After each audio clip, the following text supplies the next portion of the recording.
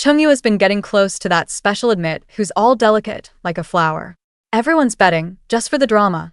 How long can his domineering childhood friend hold out? After all, it's an open secret that Song-woo likes Chungyu. But a whole semester passed. Song-woo still hadn't caused trouble for that delicate girl. Someone couldn't stay curious, and went to check. Turns out Song-woo was just really busy. Busy with charity work. Busy acing her exams. Busy setting an example for her 3-year-old little demon of a sister. My sister Song-woo is the vicious female supporting character in the book. Out of jealousy over her childhood friend chasing the heroine, she uses her rich girl status to bully and suppress her at school. In the end, under the protagonist's halo, her family is ruined and she dies. No way. I'm only 3. I haven't even gotten my hands on a black card. Is my cushy life as a rich second-gen over? To keep the wealth and luxury flowing, I decide to give my sister something to do. First task, getting called in by the teacher. Song-woo watches the surveillance footage. Veins bulge on her forehead. Song-ja, who told you to ride the kindergarten kids like horses? I puffed out my chest, looking righteous and confident. I paid money. Song-woo was furious, grinding her teeth. Just because you paid money, you think you can do this? Who taught you that? I looked at her with an innocent, naive expression. Sister, you said it yourself. Money is everything. You paid to have the gardener brother shave his head, so why can't I pay to ride the horse? That's unfair. Song-woo was choked speechless. This was indeed something she had done. She thought the new gardener's hairstyle was ugly, so she threw a stack of money at him and told him to shave it off. She even blurted out that famous saying. It never occurred to her that I would imitate her. On the way home, she was unusually silent. She probably wasn't reflecting on herself, but rather worrying about how my behavior might affect the family. After all, this was an aristocratic kindergarten. The other classmates I rode also came from wealthy and influential families. In any case, she couldn't let me continue doing this. She thought about it all night, and the next day, with dark circles under her eyes, she tried to reason with me. Xiaojia, as the saying goes, in poverty, one should cultivate one's virtue. In success, one should benefit the world. As wealthy people, we must be even more restrained in our words and actions. We cannot use money to do bad things. We should do more good deeds to help others.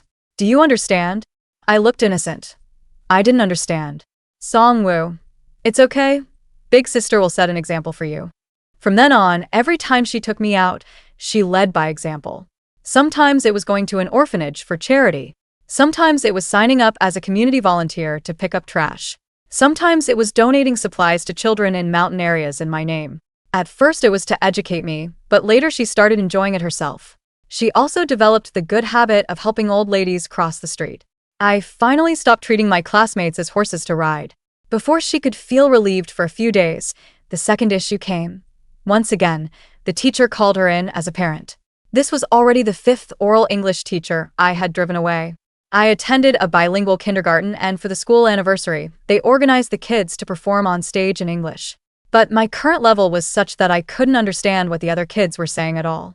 Song-woo finally realized the severity of the situation, and her eyes turned dangerous. Why don't you study seriously with the teacher? I said proudly. Because, big sister, you said that only poor people need to study, rich people just need to eat, drink, and have fun. Song-woo's face turned green with anger, and she took a deep breath. When did I say that? I let out a huh. Have you forgotten? Mom called earlier and asked why you weren't studying hard, and that's exactly what you told her. Sister, you're my idol. I remember every word you say. Impressive, right? Song-woo. She blushed. After that day, countless late nights, I could see her studying with relentless dedication. A month later, she took out 2 report cards and placed them in front of me.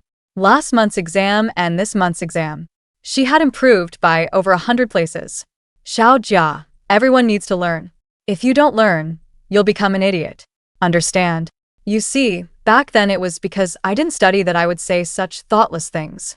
Now that I've studied, I realize learning makes people smarter, increases knowledge, and gives them motivation and a sense of achievement. Do you want to stay an idiot forever? Looking at the dark circles under Song-woo's eyes, as dark as a panda's, I swallowed hard. Learning ends up like this. So scary.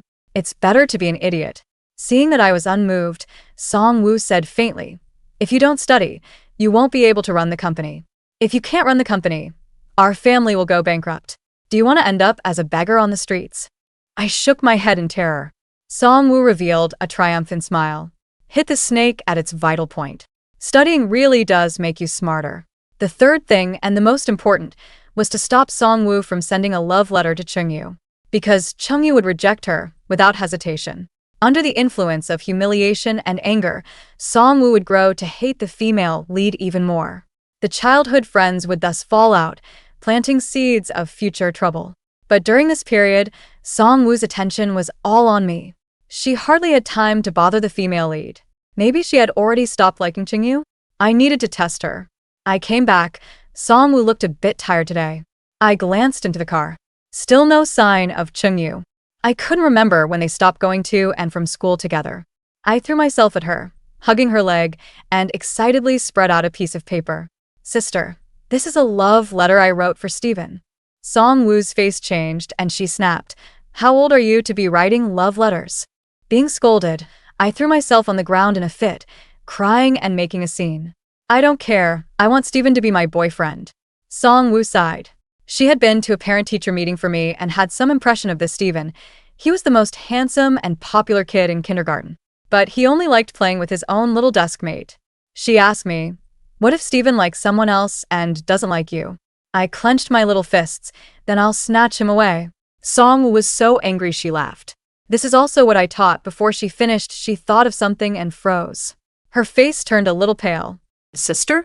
She snapped back to reality and said sternly, "This kind of behavior is wrong. Besides, you're still a child.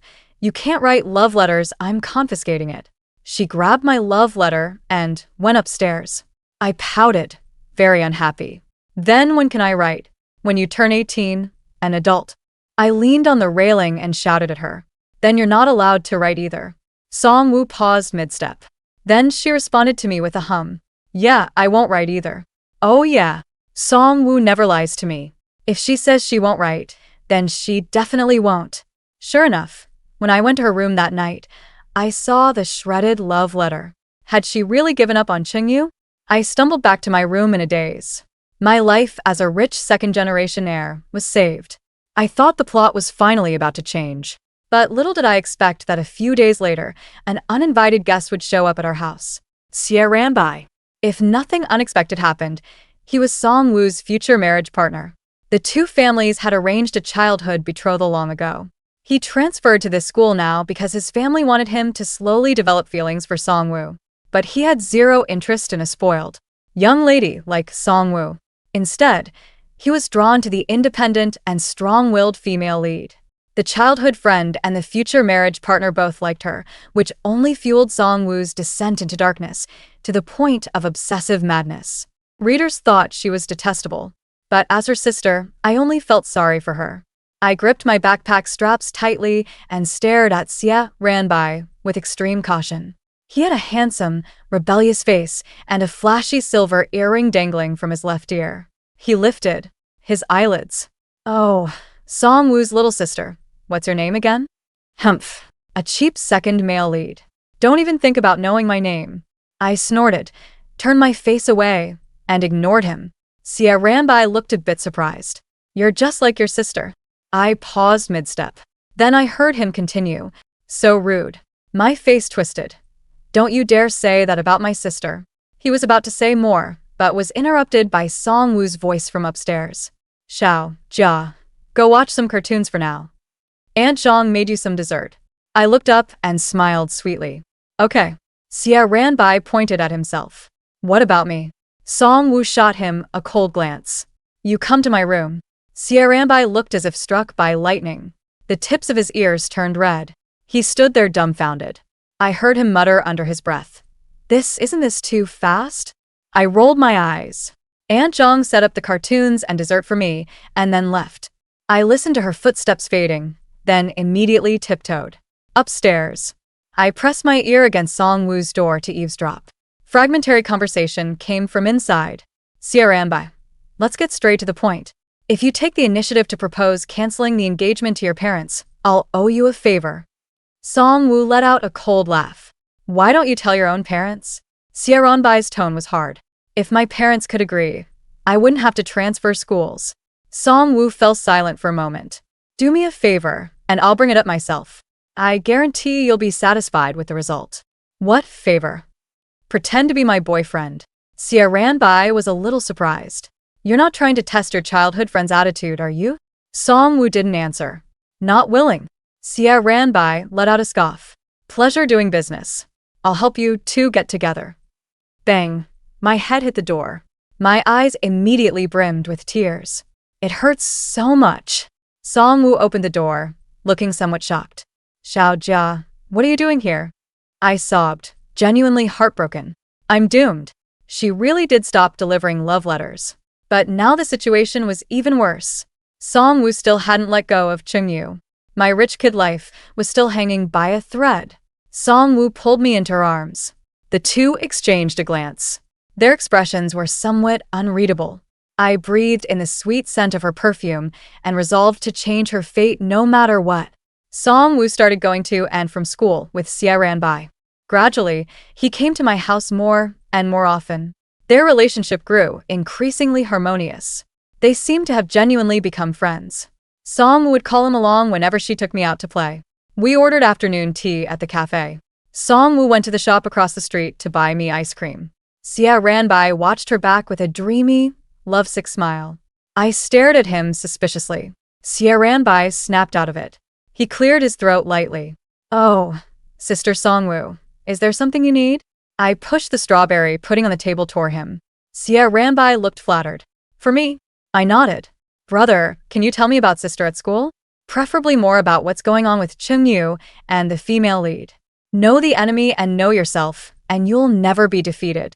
I rubbed my hands together in anticipation, but I saw that his ears were gradually turning red. Well, your sister, she studies very hard. Me? ? She's also very willing to help others. Once she saw an old lady who was lost on the side of the road and had the driver take her home. We almost ended up being late. Me. Also, when she smiles, she looks really beautiful. Me. Bro, it's only been half a month. Are you possessed by a ghost? And that's not what I wanted to hear. Wait, a flash of inspiration hit me. I interrupted him.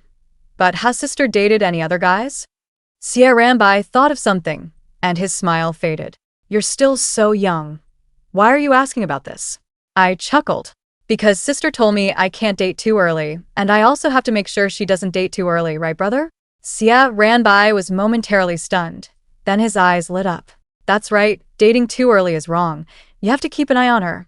A big hand and a small one happily high-fived. The temporary alliance was officially formed.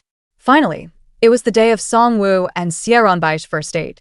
More precisely, he had found out that Chungyu had invited the female lead to the amusement park. They purposely came to sabotage, to bump into them. After meeting up, it turned into a 4-person date. Chungyu glanced behind them, a cold glint in his eyes. What did you bring her here for? Song Woo turned back, her eyes widening in shock. Song Jia. Hehe. This was a rare chance to keep an eye on them. Of course, it's not because I want to play. So cute. Someone murmured softly. I curiously tilted my head. Finally, I got a look at the female lead's face. Gentle, pure, and utterly charming. Her affection for me was practically spilling from her face. Then I looked at my sister. Her lips were tightly pressed together. His gaze was dangerous, as if about to burst into flames any second. I swallowed hard and decisively, hid behind Xiaoranbai to shift the blame. Brother brought me here. Xiaoranbai. ? Since that's the case, there's no need for us to stick together. Xiaoling, let's go. Chungyu grabbed Xiaoling's wrist and walked away, not giving her a chance to speak. Xiaoling kept looking back at me several times. Song Woo stared in the direction they left, lost in thought for a moment. Feeling awful inside, right? I gently tugged at her sleeve. Sorry, sister. You can hit me if you want. I shouldn't have asked my brother to bring me here. Xiaoranbai also cautiously glanced at her. Sorry, Song Woo. You can hit me too. I shouldn't have been soft-hearted and brought her here. Copying my lines and throwing shade? Just you wait. Song Woo sighed and helplessly curved her lips.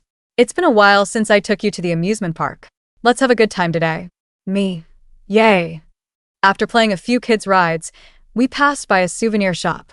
I stared at the toys inside, unable to move. Song-woo, clearly used to this, took my hand and led me inside. She walked skillfully to the headband section, picked up my favorite bunny headband, and put it on me. I pointed at the larger matching one next to it. Sis, wear one too.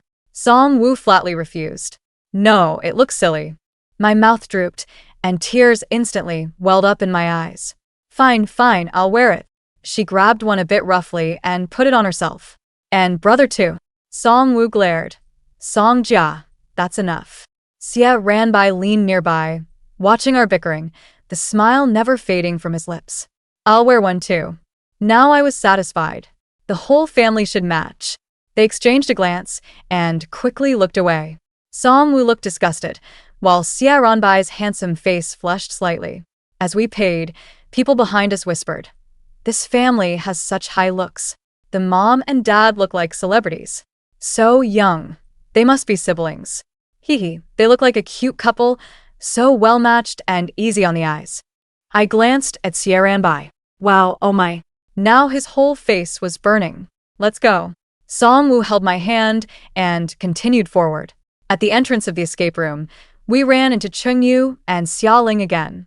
Chung-yu noticed the headbands on Song-woo and Sia Ranbai, and his gaze grew colder. He took the initiative to invite us. Xia-ling and I are going to play the escape room. Wanna join? Song-woo didn't speak. I knew she wanted to go, but was just looking out for me. So, I took the initiative to run over to the staff member at the front desk. "Miss, you and that big brother go play. I'll wait obediently here." Song-woo bought me an ice cream. "Don't run off." I nodded obediently and exchanged a glance with Sia Ranbai. "Protect my sister well. Don't let any bad man trick her." Sia Ranbai winked. "Understood, Commander." After coming out, Song-woo's eyes were a bit red. She said it was because the NPCs scare her. But I saw a hint of worry and restlessness in Sia Ranbai's expression. It didn't seem to be the case. No one spoke on the way back. The atmosphere was very heavy. At night, muffled, sorrowful sobs came from Song-woo's room. It must be because of Chung-yu. I clenched my little fist. Next time he comes to our house, I'll make sure he pays for this. Sia Ranbai also rarely came to my house anymore. I heard Song-woo say to him, "The deal is over, don't worry, I'll tell mom and dad to call off the engagement." They seem to have had a fight. Sia Ranbai looked very sad when he left. His eyes were even redder than Song-woo's. After that day, Song-woo started going to and from school alone again. She was emotionally stable, everything seemed normal. But I always felt that she was lonelier. I didn't know what to do. Maybe things would be better if mom and dad were here.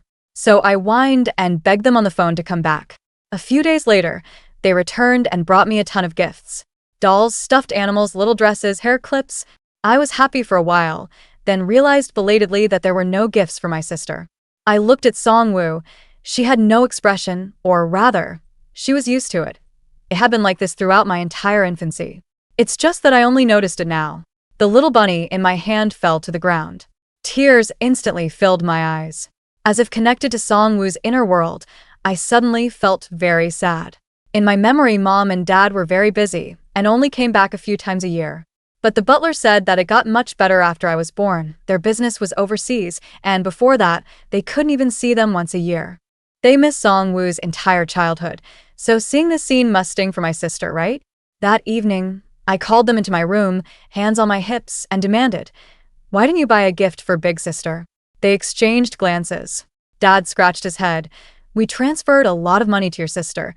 She can buy whatever she likes herself." Mom nodded too, saying that after she grew up, she didn't get close to us much. Sometimes when we wanted to buy her something, she would say no, and we didn't know what she liked. Because what she needs is companionship. But you can't give that, so of course she says no.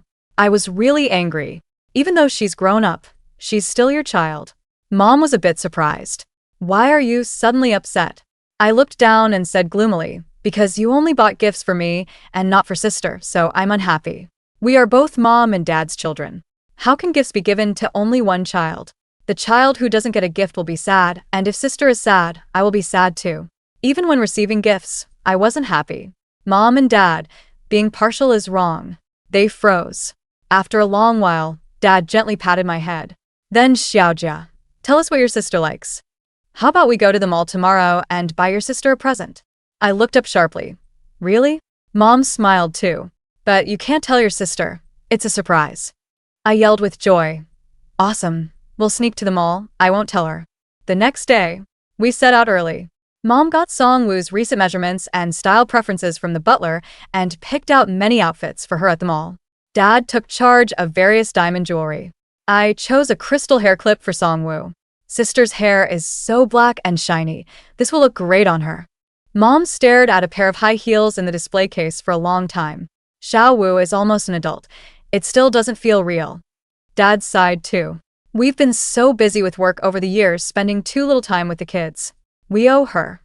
In the end, they still bought those high heels because they thought Songwoo would like them. I urged them to go home, eager to see the surprise on my sister's face when she received the gift. But the butler said she had gone to a classmate's house. This was the first time my sister had stayed out all night. I wasn't used to it at all. I tossed and turned for a long time, unable to fall asleep. Later, I sneaked into Songwoo's room. Only after smelling the familiar scent did I drift off to sleep. The next day, Songwoo came back from school. But she was very unusual today. She didn't speak to me. She didn't even glance at me and went straight to her room. Was it because of Chungyu that she was in a bad mood again? I pattered to her room door, acting cute and coaxing. Sister, do you want some fruit? Sister, play with me for a while. Sister, I learned a magic trick from my desk mate. Do you want to see it? Songwoo's impatient voice came from inside. Songjia, can you stop bothering me? I felt a little wronged. Tears uncontrollably fell one by one. Sister, did I do something wrong that made you hate me? She abruptly pulled open the door. Her emotions finally exploded. Yes, I hate you. Do you even know that you're not my real sister? The air went still. Her eyes reddened as she looked at me. I heard it all that night. You and Mom and Dad went to the mall and didn't want to tell me. You're the real family. Then, why come looking for me? It's not like you ever saw me as a sister anyway. Bang, she slammed the door. Songwoo was telling the truth. I wasn't her biological sister. My birth parents died in a car accident. Only I, still in the womb, survived. Uncle and Aunt Song were their close friends. That's how I ended up being adopted. These memories only came back when the storyline awakened on my 3rd birthday. In the original story, I didn't exist at all. Maybe I was supposed to die in that car crash too. But by some twist of fate, I survived. And I became Songwoo's younger sister. After the storyline awakened, my memories from infancy suddenly became clear. She would pinch her nose in disgust and clumsily change my diaper. She'd yawn and complain that I was too much trouble, yet gently rock the cradle to lull me to sleep. I was sick with a fever and crying nonstop, and the nanny couldn't soothe me at all. But as soon as Songwoo held me in her arms, I could fall asleep peacefully. Through my drowsiness, I saw her lips curve as she murmured, "In this world, I guess you're the only one who likes me. Actually, saying you're a bother was all a lie. Having you with me makes me really happy. Grow up slowly and stay with me a little longer." That's just how she is, tough on the outside but soft inside. Even when she was this angry, with the words right on the tip of her tongue, she still held them back. Clearly, if she'd just said it, I wouldn't dare to bother her like this anymore. I'm not even her real sister, so what right do I have to act spoiled? But she didn't say it. The truth took a detour and turned into a pouty, defiant remark. Or rather, in her heart, I am her real little sister. That's why keeping her in the dark and going to the mall with Mom and Dad made her so furious. How could a Songwoo like this be the vicious, supporting female character from the book? She's the best big sister in the world and my most beloved family. After Mom and Dad came back, this surprise that had almost turned into a scare was finally delivered. I don't know what they said to Songwoo, but she dashed downstairs barefoot, not even bothering to put on shoes. I was watching cartoons. When Songwoo appeared before me, my eyes lit up. "Sister, are you not angry anymore?" She suddenly pulled me into her arms. "I'm sorry." Her voice was choked with sobs. "Xiaojie, I'm sorry." I magnanimously patted her. "It's okay. I know you got angry and upset because you thought my parents and I were ignoring you. Sister, we're family forever, right?" Songwoo nodded. "Yeah, we're family. You'll always be my little sister." I giggled. Then can you watch cartoons with me? She sat down beside me. Only half an hour. I bargained. Just a little longer, please. Song-woo wiped her eyes. No. Your eyes will get ruined. Sure enough, she was still the same old sister. At the door of the media room, Mom and Dad exchanged a glance, both breaking into smiles. Sia Ranbai had started walking to and from school with Song-woo again. It was much later that I learned the truth. That day, Song-woo didn't go home. She went stargazing with him instead. Now Sia Ranbai was coming over to my place on weekends too, lounging comfortably on the sofa, scrolling through his phone. When he saw me staring, he even gave me a bright, playful wink. I get it, you want some snacks, right? But I have to ask your sister first. With that, he hummed a tune and got up, heading towards the garden. He'd found another chance to strike up a conversation with Song-woo. I squinted at his cocky demeanor, my fists clenching. Whatever. Song-woo had been in a good mood lately, probably partly thanks to him. The day Song-woo finally lets go of Chung Yuji for good is the day my temporary alliance with him falls apart. Speak of the devil. Chung Yu actually showed up at my house, uncharacteristically. He frowned at me on instinct, his usual reaction. Where's your sister? Chung Yu had never liked me. Probably because we were just inherently incompatible. Back when I was a baby, he'd cry every time he held me. Once, I even peed on him. After I awakened to the plot, I disliked him even more. Chung Yu, too, would scowl the moment he saw me. I answered obediently. My sister is in the garden. He gave me a surprised look, as if he didn't understand why I was being so well-behaved today. Chung Yu nodded, said nothing more, and strode toward the garden. I secretly followed behind him. After a moment, he stopped. Following his gaze, I saw Song-woo chasing Sia Ranbai with a watering hose. Sia Ranbai was almost completely soaked, laughing and begging for mercy as he ran. Song-woo was having a great time too. Her smile was pure, with no trace of impurities. The sunlight fell on their faces, dazzlingly bright. But in Chung Yu's eyes, this scene was probably blinding. It was a smile Song-woo had never shown when she was with him. Chung Yu had a cold personality. Around him, one would unconsciously tense up. For someone like him, only the legendary Sunshine female lead would be his exception. My sister deserves someone willing to make her laugh. Chung Yu stood silently in place. His eyes flickered with a flash of panic, so quick it was almost imperceptible. Even my heart felt a sense of urgency, pounding wildly. He stared straight at Song-woo, a rare look of confusion on his face. It suddenly dawned on me. You want to play too? With that, I squirted him in the face with the water gun. Water droplets dripped down, making him look pitiful and disheveled. But this time, he didn't say a single word. He just turned and left. Time flew by. In the blink of an eye, I was already a senior in kindergarten. Song-woo and Sia Ranbai were about to take the college entrance exam. Mom and Dad asked Sis if she wanted to study abroad. She refused. She must be reluctant to leave me. Hee. Today after school, Sia Ranbai came to pick me up. Come on, let's go pick out gifts quickly. Song-woo went with Mom to a charity gala. Sia Ranbai volunteered to take me out to play. Because he needed a favor from me. He wanted to give Song-woo a gift. An apology gift. Sia Ranbai propped his chin on his hand, looking troubled. I don't even know what I did to make her mad. She's been so cold to me all of a sudden. I sipped my juice. Sis doesn't get mad for no reason, you know. You must have done something wrong. Sia Ranbai suddenly felt guilty, his voice as soft as if he were talking to himself. Could it be because I told Xiaoling to keep her boyfriend in line and stop harassing Song-woo, so Song-woo got angry? What's so good about that scumbag Chung Yu anyway? He's not as handsome as me, his body isn't as good as mine, and he walks around with a face like someone owes him money. What does Song-woo even like about him? It seems the plot has completely gone off the rails. Sia Ranbai has no interest in the female lead at all, instead pestering Song-woo relentlessly. And Song-woo, every day before leaving the house, she takes a glance at someone's figure through the window. Even her footsteps downstairs become a little lighter. She really doesn't seem to like Chung Yu anymore. But someone pissed my sister off, so I'm not going to tell him. Let him stew in his confusion. When we got to the mall, I regretted it. I didn't expect shopping with Sia Ranbai to be more tiring than jump rope. He went to so many counters before finding something he liked. What's worse, after leaving the mall, I got lost. I usually wouldn't go with a stranger. But that stranger's voice sounded a lot like Xie ran by. I was too tired to even lift my head. I followed him unconsciously for a while before realizing I was following the wrong person. There were a lot of people. The surroundings looked unfamiliar. I was about to go find a police officer when a gentle female voice suddenly came from behind me. Hey, are you Song Woo's little sister? Whoa. It's the female lead. Her eyes widened slightly. Why are you here, all alone? I looked up at her. Sister, I'm lost. Could I borrow your phone? She nodded blankly. Oh, sure. I took the phone and called Song Woo.